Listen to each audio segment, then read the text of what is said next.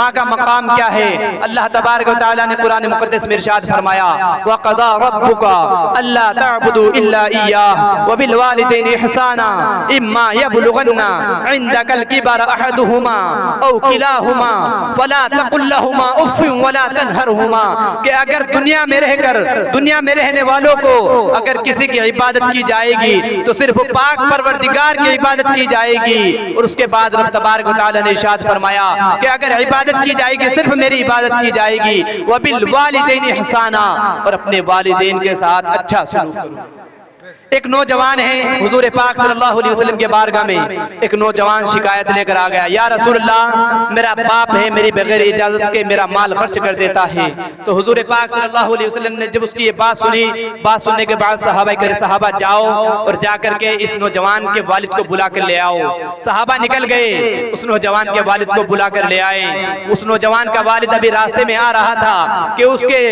دماغ میں اس کے دل میں کچھ اشعار آئے، ابھی وہ اشعار اس نے زبان پر بھی نہیں کہے تھے کہ اس نوجوان کا والد جب حضور پاک صلی اللہ علیہ وسلم کی بارگاہ میں آ رہا تھا، اس نوجوان کے والد کے آنے سے پہلے حضرت جبرائیل وحی لے کر آ گئے اور ارشاد فرمایا یا رسول اللہ جو بوڑھا آپ کے پاس آ رہا ہے، جو بزرگ آپ کے پاس آ رہا ہے، اس کا مقدمہ بعد میں سننا، پہلے اس سے ویسا اشعار سننا جو اس کے ذہن میں آئے تھے، اس کے دل میں آئے تھے۔ تو جیسے ہی وہ بزرگ حضور پاک صلی اللہ علیہ وسلم کی بارگاہ میں پہنچے، حضور پاک صلی اللہ علیہ وسلم نے کہا اے بزرگ آپ اپنا مقدمہ بعد میں سنانا، میں آپ کا مقدمہ بعد میں سنوں گا، پہلے وہ اشعار سنائیے جو آپ کے ذہن میں آئے تھے۔ تو بزرگ لاجواب ہو گئے اور تعجب سے کہنے لگے یا رسول اللہ ابھی تو وہ اشعار میری زبان پر بھی نہیں آئے تھے، آپ کو کیسے پتا چل گیا؟ حضور پاک صلی اللہ علیہ وسلم نے ارشاد فرمایا اے بزرگ آپ جاننا چاہتے ہو مجھے کیسے پتا چل گیا؟ اللہ تبارک و تعالیٰ نے میرے پاس وحی بھیج دی۔ تو بزرگوں نے ارشاد فرمایا،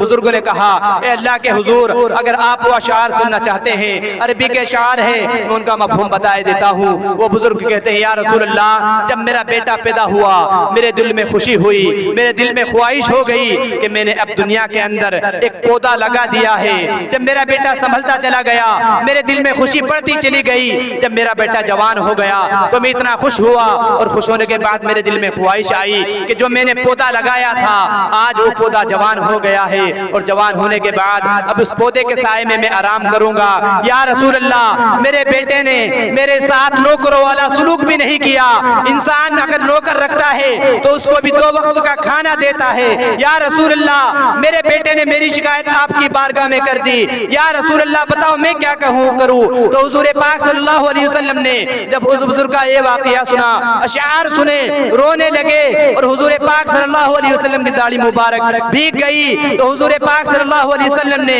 اس نوجوان کو کہا اے نوجوان تو شکایت لے کر آیا تھا اپنے باپ کی کہ تیرا باپ تیری بغیر اجازت کے تیرا مال خرچ کر دیتا ہے، انت و مالکا امی و ابیک، اے نوجوان تو اور تیرا مال تیرے باپ کا ہے، تیرا باپ جس طرح تو چاہے خرچ کرے۔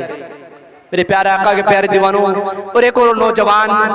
کہ حضور پاک صلی اللہ علیہ وسلم کی اس نوجوان کی والدہ حضور پاک صلی اللہ علیہ وسلم کی بارگاہ میں شکایت لے کر آ گئی یا رسول اللہ میرا بیٹا میرا فرما بردار نہیں ہے، میرا نافرمان ہے، مجھے ڈانٹتا ہے، مجھے کھانا نہیں دیتا۔ تو حضور پاک صلی اللہ علیہ وسلم نے اس نوجوان کو بلایا اور بلانے کے بعد کہا صحابہ کرام سے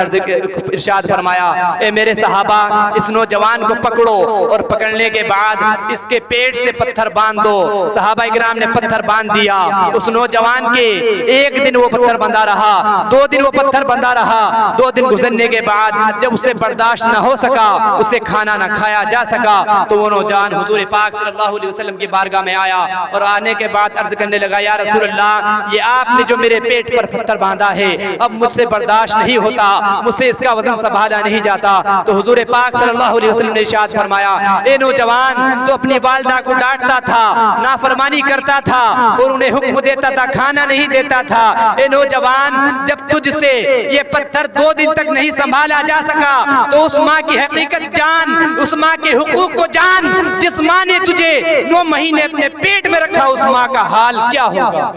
میرے پیارے آقا کے پیارے دیوانوں ماں باپ کا حقوق جانیں۔ آج ہمارے نوجوان کو دیکھا جاتا ہے جبکہ رب تبارک و تعالیٰ نے قرآن مقدس میں ارشاد فرمایا احدہما او کلاہما اف وقل لہما ولا تقل لہما اف ولا تنہرہما،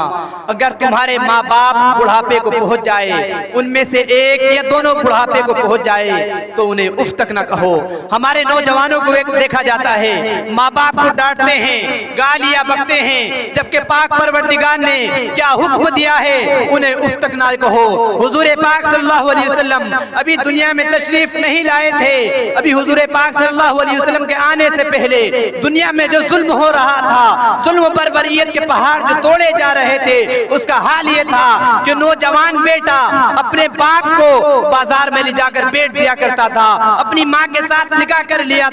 کرتا تھا، باپ اپنی بیٹی کو دفن کر دیا کرتا تھا۔ اس وقت ظلم بربریت کے پہاڑ توڑے جا رہے تھے، حضور پاک صلی اللہ علیہ وسلم دنیا میں تشریف لائے، ظلم بربریت کے پہاڑ ختم ہو گئے، اور آج پھر وہی ظلم بربریت کا دور چل رہا ہے کہ نوجوان کے ظلم سے باپ روتا ہوا نظر آتا ہے، ماں روتی ہوئی نظر آتی ہے۔ اے نوجوان، تو اپنے ماں باپ کے حقوق کو کیوں نہیں پہچانتا، جبکہ پاک پروردگار نے قرآن مقدس میں ارشاد فرمایا اف ولا تنہرہما، اور حضور پاک صلی اللہ علیہ وسلم نے ارشاد فرمایا کہ بڑا بدبخت ہے وہ نوجوان جس کے ظلم سے اس کے ماں باپ روتے ہو، جس کے ظلم سے اس کے ماں باپ روتے ہو، ماں باپ سسکتے ہو، ماں باپ بل بلاتے ہو۔ اللہ تبارک و تعالی جب انسان دنیا میں رہ کر ماں باپ کو ستاتا ہے تو پاک پروردگار اس کے رزق کو گھٹا دیتا ہے۔